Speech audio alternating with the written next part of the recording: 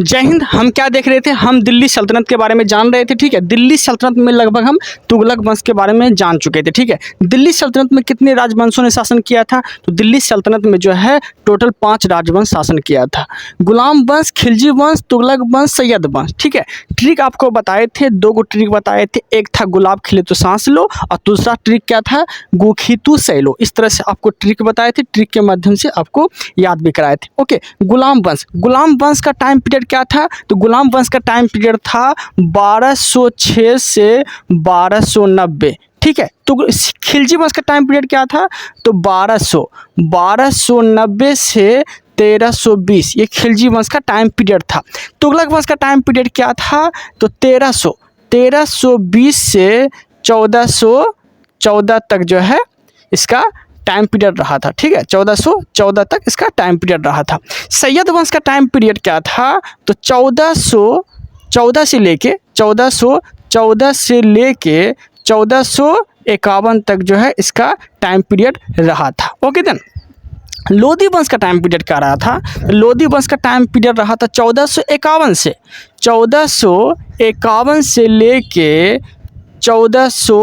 1526 तक रहा था। ठीक है, 1526 तक जो है इसका टाइम पीरियड रहा था। ओके, कितना रहा था? तो 1526 तक इसका टाइम पीरियड रहा था। ओके, यहाँ तक कोई दिक्कत नहीं है। तो हम क्या देखे थे, हम तुगलक वंश के बारे में हम लोग लगभग देख लिए थे। तुगलक वंश की स्थापना किसने किया था? तुगलक वंश की जो स्थापना किया था वो किया था जीएसटी मतलब गयासुद्दीन तुगलक। इसने तुगलक वंश की स्थापना किया था। एक्चुअली हुआ क्या था, मुबारक शाह खिलजी जो था, मुबारक शाह कुतुबुद्दीन मुबारक शाह खिलजी की हत्या करके गाजी मलिक जो है गयासुद्दीन तुगलक की, मतलब गयासुद्दीन तुगलक जिसे बोलते हैं गाजी मलिक, उसने जो है तुगलक वंश की स्थापना कर दिया था। कब किया था? 1320 ईस्वी में। ओके देन, उसके बाद जो इसका सेनापति आता है मोहम्मद बिन तुगलक, इसका असली नाम रहता है जौना खां। ठीक है, उसके बाद जो है मोहम्मद बिन तुगलक की गलतियों को सुधारने के लिए फिरोज शाह तुगलक आता है। ओके, जिसे कि दिल्ली सल्तनत का अकबर भी इसे बोला जाता है। किसे? फिरोज शाह तुगलक को दिल्ली सल्तनत का अकबर भी बोला जाता है। और एक नगर भी बसाया था ये, तो कौन सा नगर बसाया था? तो फिरोज शाह कोटला मैदान जो बसाया था, ये फिरोज शाह तुगलक ही बसाया था। ओके, यहाँ तक कोई दिक्कत नहीं है। उसके बाद जो है तुगलक वंश का फिर अंतिम शासक आता है। तुगलक वंश का फिर अंतिम शासक आता है जिसका नाम होता है नसरुद्दीन महमूद। उसके बाद जो है आता है नसरुद्दीन के समय जो है एक आक्रमण होता है। कौन सा आक्रमण होता है? तो तैमूर लंग का आक्रमण होता है। और ये होता कब है? तो ये होता है 1398 ईस्वी में। 1398 ईस्वी में जो है तैमूर लंग का आक्रमण होता है। ओके, तैमूर लंग नाम क्यों पड़ा था इसका, ये भी जान लीजिए। तैमूर लंग इसलिए नाम पड़ा था कि लंग का मतलब होता है लंगड़ा। ओके, और तैमूर लंग जो आए थे आक्रमण करने के लिए, ये एक पैर से नंगड़ा था, ये बात आप याद रखिएगा। ओके देन, और ये तैमूर लंग जो थे ये निवासी कहाँ के थे? तो तैमूर लंग निवासी कहाँ के थे? तो ये थे समरकंद के। कहाँ के थे? समरकंद के ये निवासी थे। ओके देन, यहाँ तक कोई दिक्कत नहीं है। तैमूर लंग का एक सेनापति था। तैमूर लंग का जो है एक सेनापति था, जिस सेनापति का क्या नाम था? तो खिरिज खां।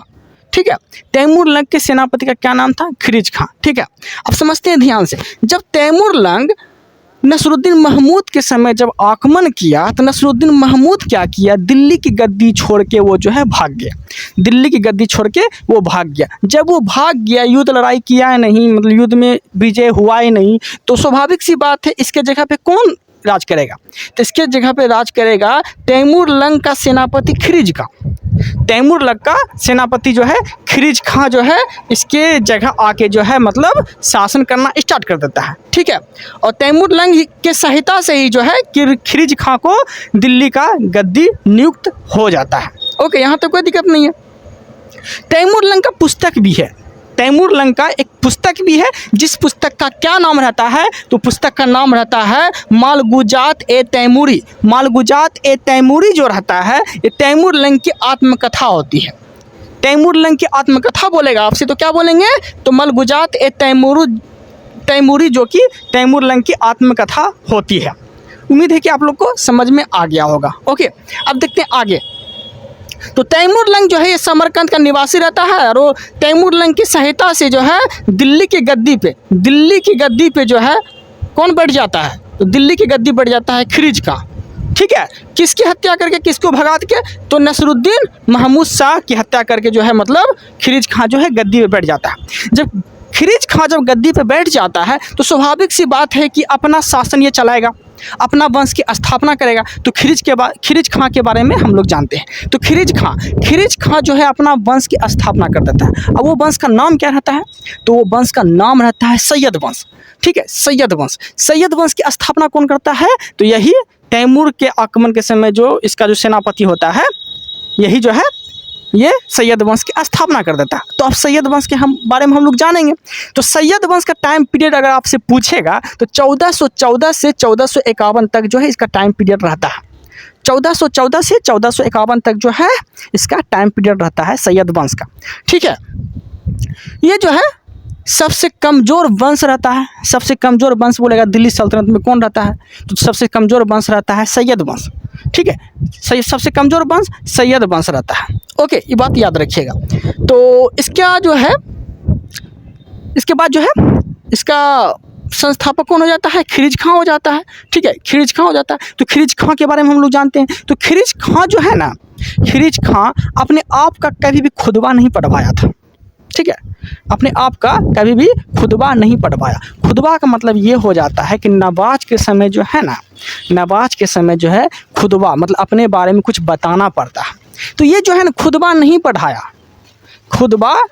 पढ़वाया अपने नाम का, बल्कि तैमूर लंग जो आक्रमण किया था उसका बेटा का जो नाम था ना शाहरुख, उसके नाम का खुतबा पढ़वाया था। ठीक है, उसके नाम का खुतबा पढ़वाया था। ठीक है, किसके नाम का, तैमूर के पुत्र शाहरुख के नाम का खुतबा पढ़ाया था, बल्कि ना कि अपने नाम का ये खुतबा पढ़वाया था। किसके नाम का खुतबा पढ़वाया था, तो तैमूर के आक्रमण मतलब तैमूर के पुत्र शाहरुख के नाम का ये खुतबा पढ़वाया था। ठीक है, यहाँ तक कोई दिक्कत नहीं। नेक्स्ट शासक जो आता है उसका नाम रहता है मुबारक शाह। ठीक है, नेक्स्ट शासक का क्या नाम रहता है, मुबारक शाह। और इसका टाइम पीरियड कब से कब तक रहा था, इसका टाइम पीरियड जो रहता है, इसका टाइम पीरियड रहता है वही 1421 से लगभग यहाँ तक रहता है। ठीक है, 1421 से 1434 तक जो है इसका टाइम पीरियड रहता है। ओके, यहाँ तक कोई दिक्कत नहीं। 1421 से 1434 तक किसका टाइम पीरियड रहता है, तो मुबारक शाह का टाइम पीरियड रहता है, जो कि खिलजी खां के बाद गद्दी पे बैठता है। ओके देन, मुबारक शाह जो है अपने नाम का नगर की भी स्थापना करता है।